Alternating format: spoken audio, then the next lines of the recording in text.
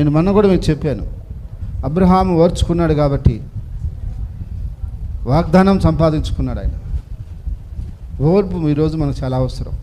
నేడు దినాల్లో ఓర్పు లేక ఇబ్బందులు పడిపోతున్నాను. కొద్దిగా ఓర్చుకుంటే అన్ని ప్రమాదాలు జరగవు, అన్ని గొడవలు రావు, అన్ని ఇబ్బందులు జరగవు.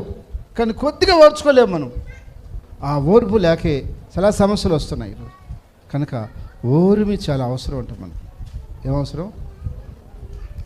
మాట అన్నారు, సరే కాసేపు ఓర్చుకో, కాసేపు అట్ట ఓర్చుకో, తర్వాత దేవుడు కార్యం చేస్తాడు. కానీ ఓర్చుకోలేకపోయావు అనుకో, వాగ్దానం పొందుకోలేవు నువ్వు. హల్లెలూయా.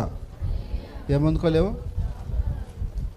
అయితే పోయినసారి కూడా చెప్పాను నేను, మనకు తక్కువ ఉండేది ఏంది? కోపం ఎక్కువ ఉంటుంది, ఓర్పు తక్కువ ఉంటుంది, దీర్ఘ